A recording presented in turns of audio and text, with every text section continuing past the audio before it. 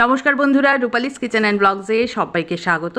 মসুর ডাল আর পটলের এই যুগলবন্দি কিন্তু ভাত ডালের সঙ্গে যেমন ফাটাফাটি লাগে, ঠিক তেমনি বিকেলের চায়ের আসরটাও কিন্তু জমিয়ে দিতে পারে। তো এই রেসিপিটা করার জন্য প্রথমে একটা বাটিতে আমি 3-4 চামচের মতো মসুর ডাল নিয়ে নিচ্ছি, আর নিলাম হচ্ছে চাল। এটা অবশ্যই গোবিন্দভোগ চাল 2 চামচের মতো নিয়ে একটুখানি জল দিয়ে ভালো করে ওয়াশ করে এটাকে আমি ভিজিয়ে রাখবো হাফ অ্যান আওয়ারের মতো।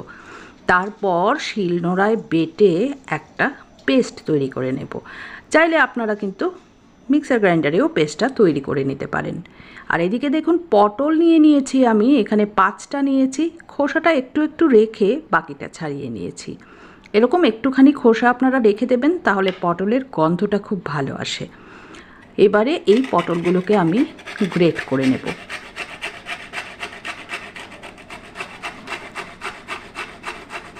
দেখুন, খুব ভালো করে একদম মিহি করে আমি এগুলোকে গ্রেট করে নিচ্ছি।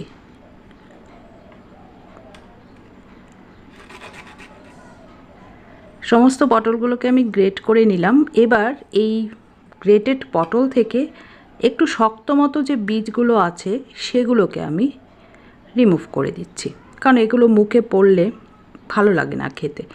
তো নরমগুলো আমি আর ফেলবো না, শক্ত মতো বীজগুলোকে আমি ফেলে দিলাম। এবারে যে পেস্টটা তৈরি করলাম মসুর ডাল আর চাল দিয়ে, তার মধ্যে দিয়ে দিলাম পরিমাণ মতো লবণ, দিয়ে দিচ্ছি অল্প খানিকটা চিনি 1/4 টিস্পুনের মতো, আর হাফ টিস্পুনের মতো হলুদ গুঁড়ো, আর দিচ্ছি এখানে 1 চামচের মতো সাদা তিল। ভালো করে সমস্ত কিছুকে মিশিয়ে নিচ্ছি। সাদা তিলের পরিবর্তে আপনারা যদি পোস্তদানা ব্যবহার করেন তাহলেও কিন্তু দারুণ টেস্টি হবে এই পকোড়াগুলো। অ্যাকচুয়ালি আমি আজকে পটলের পকোড়া তৈরি করছি। তো ভালো করে দেখুন এগুলোকে ফেটিয়ে নিচ্ছে একসঙ্গে। আর এই পেস্টটা যখন তৈরি করবেন, দেখুন আমি কিন্তু একটুও জল ব্যবহার করিনি, একটু ঘন ঘন হবে পেস্টটা। দিয়ে দিচ্ছি এর মধ্যে কাঁচা লঙ্কা কুচি, ঝালটা তো আপনারা আপনাদের টেস্ট ওয়াইজই ব্যবহার করবেন।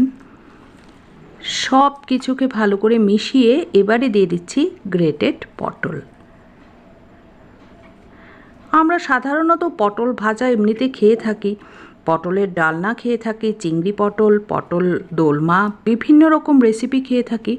তো এভাবে মুসুর ডাল আর চাল বাটা দিয়ে যদি পটলের পকোড়া বানান, প্রথমেই বলেছি গরম গরম ডাল ভাতের সঙ্গে যেমন অসাধারণ লাগবে, ঠিক তেমনি চা কফির সঙ্গেও কিন্তু স্ন্যাক্স হিসেবে এটা ভীষণ ভালো লাগবে খেতে।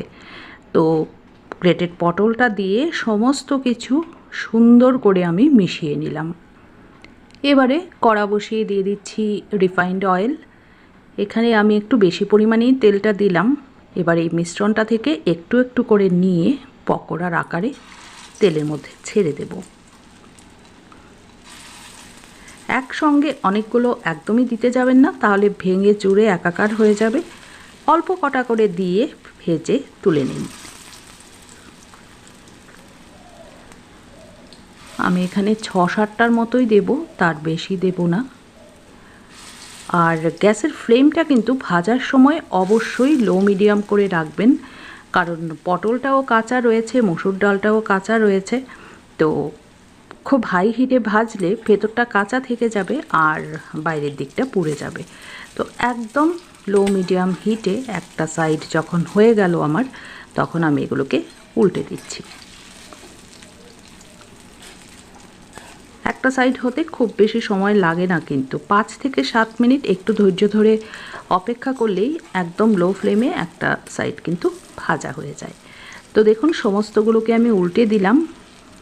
এবারে উল্টো দিকটাও হয়ে গেলে পরে এগুলোকে নামিয়ে একটা টিস্যু পেপারের ওপরে প্রথমে কিছুক্ষণ রেখে দেব, যাতে এক্সট্রা যে তেলটা সেটা শুষে নেয় টিস্যু পেপারটা। তো আমার বোথ সাইড হয়ে গেছে, আমি এগুলোকে এবার তুলে নিচ্ছি তেল থেকে আর রাখছি একটা টিস্যুর ওপরে।